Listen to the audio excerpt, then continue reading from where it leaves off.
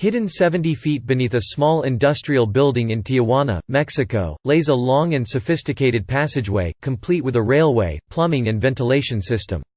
It stretches the length of almost 12 football fields, and U.S. Customs and Border Protection officials said Mexican narcotics traffickers had used the tunnel to smuggle drugs across the border, into an industrial area of San Diego. CBP officials announced the discovery of the passageway Wednesday and called it the longest ever smuggling tunnel discovered at the U.S. Mexico border. "I am thrilled that this high-level narco tunnel has been discovered and will be rendered unusable for cross-border smuggling," Deputy Chief Patrol Agent Aaron M. Heitke said in a statement. Smuggling tunnels are commonly used by transnational drug trafficking outfits, though CBP officials said it was still unclear when the tunnel was last used and by whom. Tunnels became closely associated with the Sinaloa drug cartel, partly because of its former leader, Joaquin El Chapo Guzman, who twice used them to escape prison in Mexico. CBP officials said no arrests have been made in connection to the recent tunnel discovery. The CBP's Tunnel Task Force initially discovered the passageway in Tijuana, just west of the Otay Mesa port of entry. In late August, U.S. officials alerted Mexican authorities, who allowed them to enter the tunnel from Mexico and map its route from the southern side. Theron Francisco, a spokesman with the San Diego sector of CBP, told The Washington Post, "The mapping process typically takes months. The U.S. exit point was eventually identified in an industrial area of San Diego, and it has been blocked off from the inside by sandbags. The tunnel also had an unfinished dead-end offshoot stretching more than 3,500 feet past the border. At a total of 4,309 feet in length, the tunnel is 1.5 times longer than the previous record holder identified by CBP officials, a tunnel discovered in San Diego in 2014 that stretched 2,966 feet. Measuring 5.5 feet tall and about 2 feet wide, the Tijuana to San Diego tunnel is roomier than most, and better equipped," said Francisco, the CBP spokesman. The history of U.S. border apprehensions.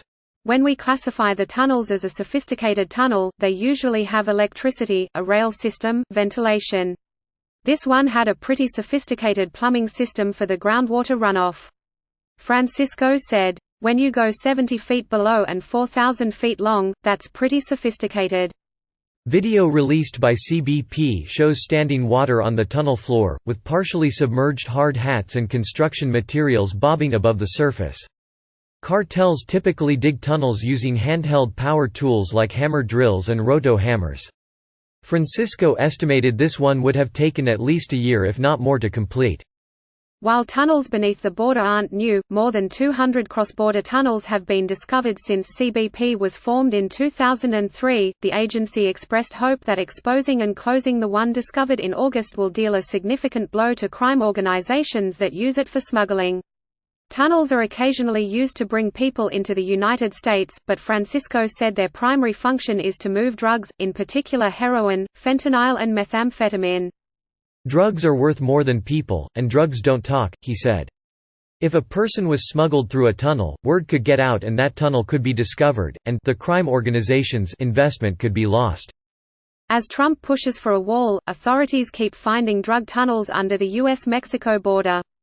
As the investigation continues, the tunnel will eventually be closed through what Francisco described as a pricey process of drilling holes from the surface, down 70 feet to the tunnel, and then filling it in with a concrete slurry. "We usually start at the border," he said. "Ideally, we like to fill the whole thing, but sometimes only portions are filled. Unfortunately, we can't force Mexico to remediate it." President Trump made security at the U.S. southern border a signature promise of his 2016 campaign, exciting his supporters with vows to build an extensive border wall. Roughly $18.4 billion in federal funding has been allocated so far for border fencing during Trump's administration. But even as the president has insisted, a physical barrier at the border is the only solution. For what he has labeled a humanitarian and security crisis, smugglers continue to breach the border, both underground and on the surface. As recently as November, border officials acknowledged smugglers were cutting through border fencing with power tools. In a statement, DEA Special Agent in Charge John W. Callery said administration and its partners were undeterred by the determination and significant financial resources of drug cartels, as evidenced by their expansive tunnels. Although the cartels will continue to use their resources to try and breach our border, the D and our partners on the Tunnel Task Force will continue to use our resources to ensure they fail, that our border is secure, and that tunnels like this are shut down to stem the flow of deadly drugs entering the United States. Read more. A rape kit that sat untested for decades just exonerated a wrongfully convicted man.